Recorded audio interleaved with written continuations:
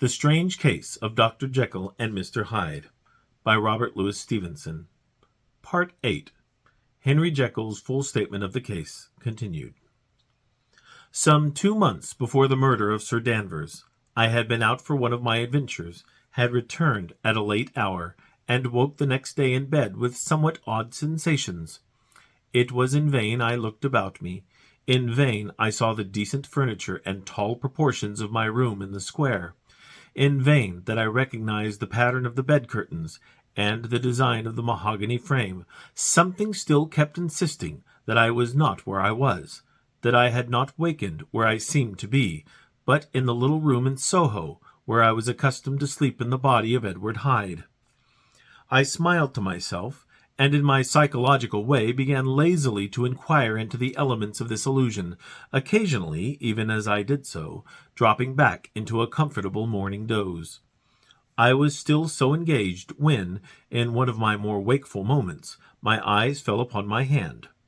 Now, the hand of Henry Jekyll, as you have often remarked, was professional in shape and size. It was large, firm, white, and comely. But the hand which I now saw clearly enough in the yellow light of a mid-London morning, lying half shut on the bedclothes, was lean, quarter, knuckly, of a dusky pallor and thickly shaded with a swart growth of hair. It was the hand of Edward Hyde. I must have stared upon it for near half a minute, sunk as I was in the mere stupidity of wonder, before terror woke up in my breast as sudden and startling as the crash of cymbals, and bounding from my bed I rushed to the mirror. At the sight that met my eyes my blood was changed into something exquisitely thin and icy. Yes, I had gone to bed Henry Jekyll. I had awakened Edward Hyde. How is this to be explained? I asked myself, and then, with another bound of terror, how is it to be remedied? It was well on in the morning. The servants were up. All my drugs were in the cabinet. A long journey down 2 pairs of stairs, through the back passage, across the open court, and through the anatomical theatre, from where I was then standing horror-struck. It might indeed be possible to cover my face, but of what use was that, when I was unable to conceal the alteration in my stature? And then, with an overpowering sweetness of relief, it came back upon my mind that the servants were already used to the coming and going of my second self. I had soon dressed, as well as I was able, in clothes of my own size, had soon passed through the house, where Bradshaw stared and drew back at seeing Mr. Hyde at such an hour, and in such a strange array, and 10 minutes later Dr. Jekyll had returned to his own shape, and was sitting down with a darkened brow to make a feint of breakfasting. Small indeed was my appetite. This inexplicable incident, this reversal of my previous experience, seemed, like the Babylonian finger on the wall, to be spelling out the letters of my judgment, and I began to reflect more seriously than ever before on the issues and possibilities of my double existence. That part of me which I had the power of projecting had lately been much exercised and nourished. It had seemed to me of late as though the body of Edward Hyde had grown in stature, as though, when I wore that form, I were conscious of a more generous tide of blood, and I began to spy a danger that, if this were much prolonged, the balance of my nature might be permanently overthrown, the power of voluntary change be forfeited, and the character of Edward Hyde become irrevocably mine. The power of the drug had not been always equally displayed. Once, very early in my career, it had totally failed me. Since then I had been obliged on more than one occasion to double, and once with infinite risk of death, to treble the amount. And these rare uncertainties had cast hitherto the sole shadow on my contentment. Now, however, and in the light of that morning's accident, I was led to remark that whereas, in the beginning, the difficulty had been to throw off the body of Jekyll, it had of late gradually but decidedly transferred itself to the other side. All things therefore seemed to point to this, that I was slowly losing hold of my original and better self, and becoming slowly incorporated with my second and worse. Between these two I now felt I had to choose. My 2 natures had memory in common, but all other faculties were most unequally shared between them. Jekyll, who was composite, now with the most sensitive apprehensions, now with a greedy gusto, projected and shared in the pleasures and adventures of Hyde. But Hyde was indifferent to Jekyll, or but remembered him as the mountain bandit remembers the cavern in which he conceals himself from pursuit. Jekyll had more than a father's interest. Hyde had more than a son's indifference. To cast in my lot with Jekyll was to die to those appetites which I had long secretly indulged, and had of late begun to pamper. To cast it in with Hyde was to die to 1,000 interests and aspirations, and to become at a blow and forever despised and friendless. The bargain might appear unequal, but there was still another consideration in the scales. For while Jekyll would suffer smartingly in the fires of abstinence, Hyde would be not even conscious of all that he had lost. Strange as my circumstances were, the terms of this debate are as old and commonplace as man. Much the same inducements and alarms cast the die for any tempted and trembling sinner, and it fell out with me, as it falls with so vast a majority of my fellows, that I chose the better part, and was found wanting in the strength to keep to it.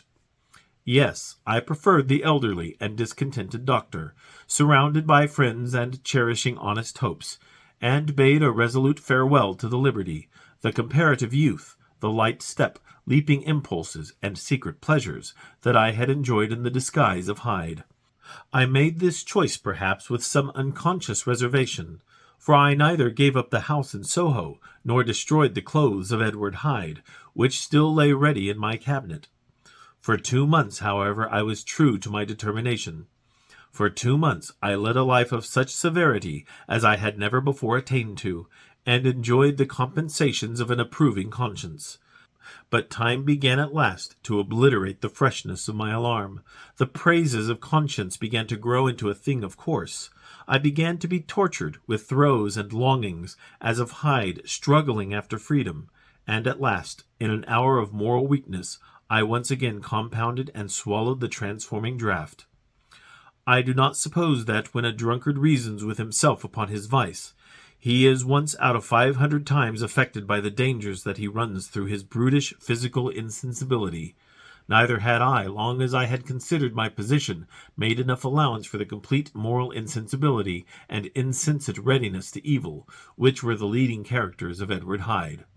Yet it was by these that I was punished. My devil had been long caged. He came out roaring.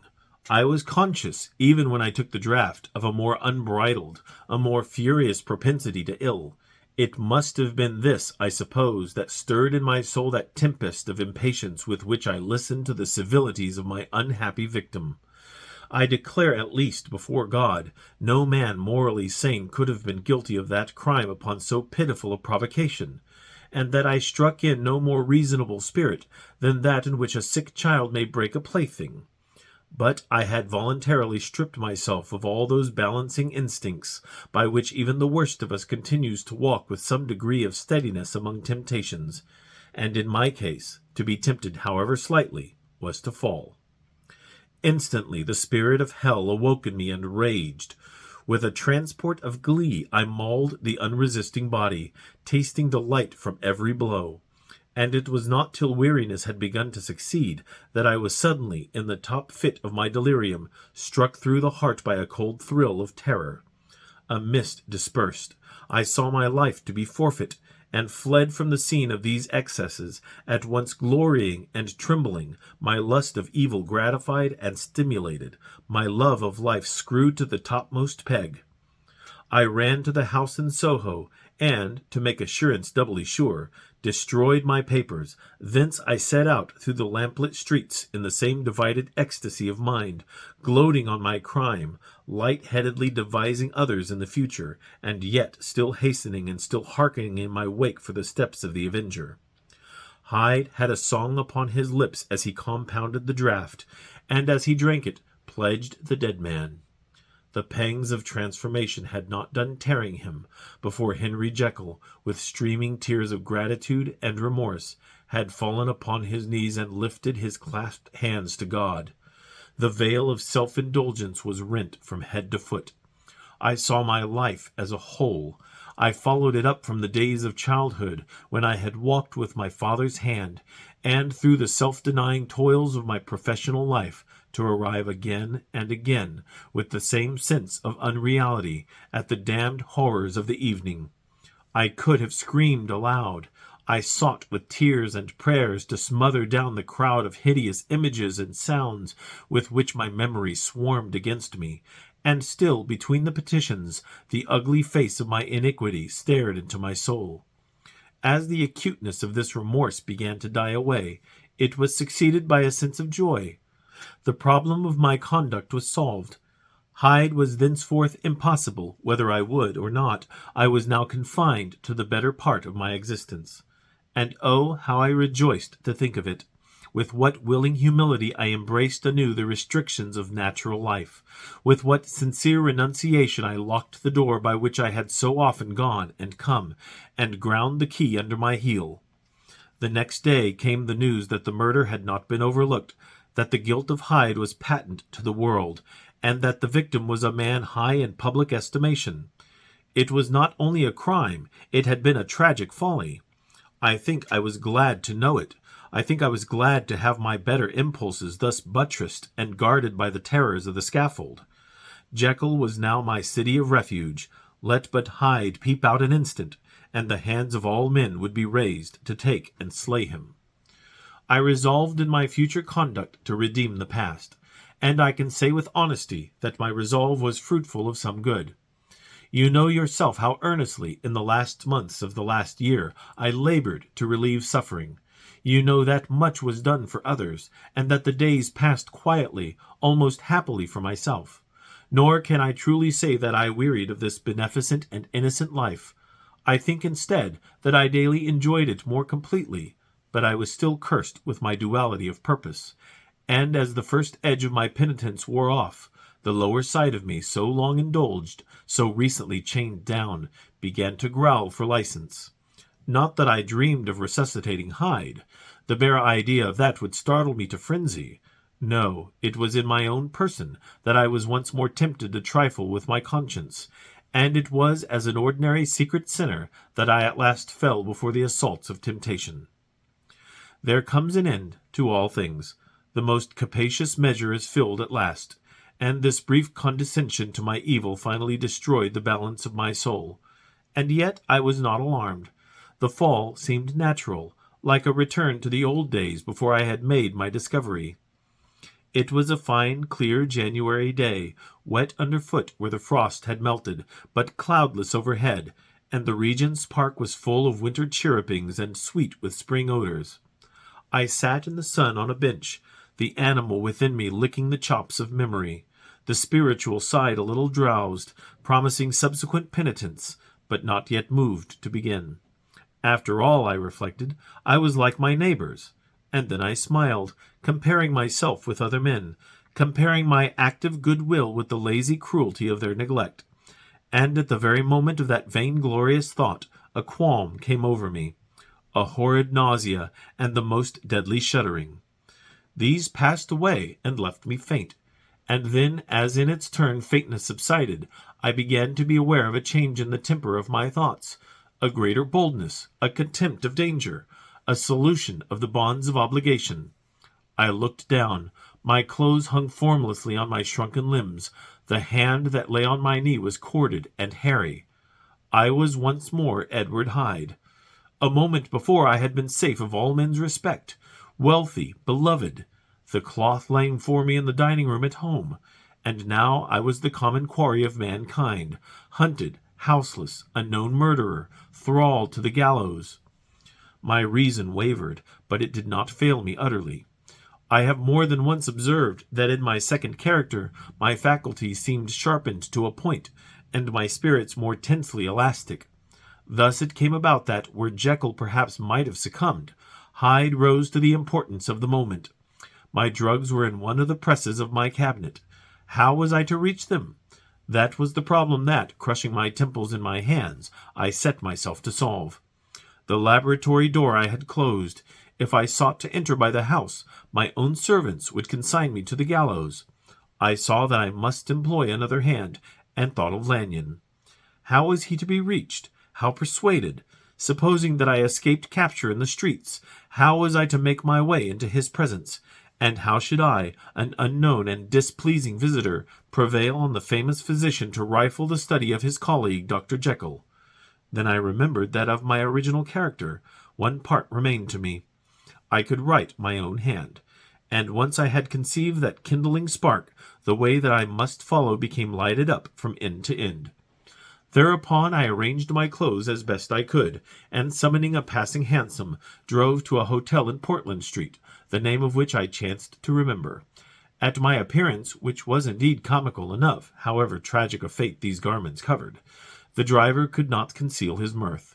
I gnashed my teeth upon him with a gust of devilish fury, and the smile withered from his face, happily for him, yet more happily for myself, for in another instant I had certainly dragged him from his perch. At the inn, as I entered, I looked about me with so black a countenance as made the attendants tremble. Not a look did they exchange in my presence, but obsequiously took my orders, led me to a private room, and brought me wherewithal to write. Hyde in danger of his life was a creature new to me, shaken with inordinate anger, strung to the pitch of murder, lusting to inflict pain. Yet the creature was astute, mastered his fury with a great effort of the will, composed his 2 important letters, one to Lanyon and one to Poole, and that he might receive actual evidence of their being posted, sent them out with directions that they should be registered.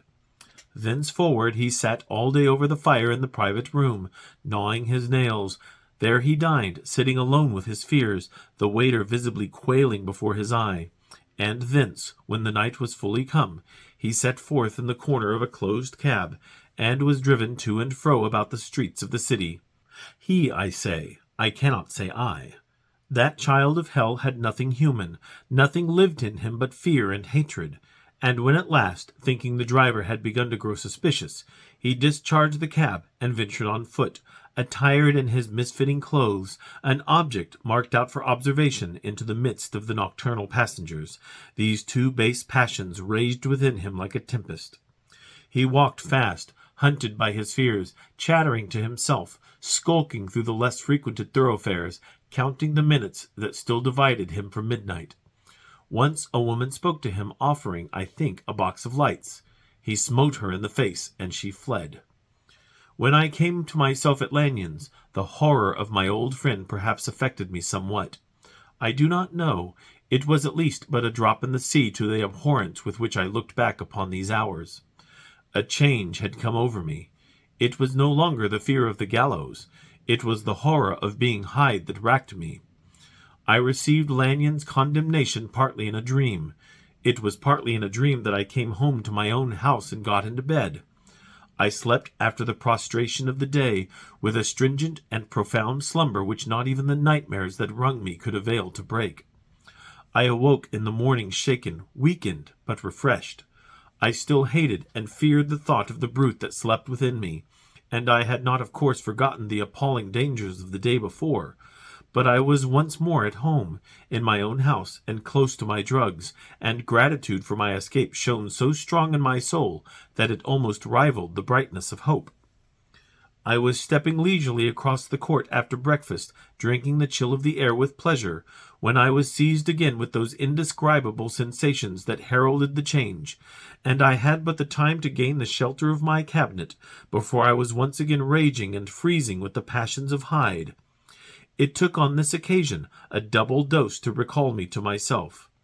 And alas, 6 hours after, as I sat looking sadly in the fire, the pangs returned, and the drug had to be re-administered. In short, from that day forth, it seemed only by a great effort as of gymnastics, and only under the immediate stimulation of the drug, that I was able to wear the countenance of Jekyll. At all hours of the day and night, I would be taken with the premonitory shudder. Above all, if I slept or even dozed for a moment in my chair, it was always as Hyde that I awakened. Under the strain of this continually impending doom, and by the sleeplessness to which I now condemned myself, even beyond what I had thought possible to man, I became in my own person a creature eaten up and emptied by fever, languidly weak both in body and mind, and solely occupied by one thought, the horror of my other self. But when I slept, or when the virtue of the medicine wore off, I would leap almost without transition, for the pangs of transformation grew daily less marked, into the possession of a fancy brimming with images of terror, a soul boiling with causeless hatreds, and a body that seemed not strong enough to contain the raging energies of life. The powers of Hyde seemed to have grown with the sickliness of Jekyll, and certainly the hate that now divided them was equal on each side. With Jekyll it was a thing of vital instinct. He had now seen the full deformity of that creature that shared with him some of the phenomena of consciousness, and was coheir with him to death. And beyond these links of community, which in themselves made the most poignant part of his distress, he thought of Hyde, for all his energy of life, as of something not only hellish but inorganic. This was the shocking thing, that the slime of the pit seemed to utter cries and voices, that the amorphous dust gesticulated and sinned, that what was dead and had no shape should usurp the offices of life. And this again, that insurgent horror was knit to him closer than a wife, closer than an eye, lay caged in his flesh, where he heard it mutter and felt it struggle to be born, and at every hour of weakness and in the confidence of slumber prevailed against him and deposed him out of life. The hatred of Hyde for Jekyll was of a different order.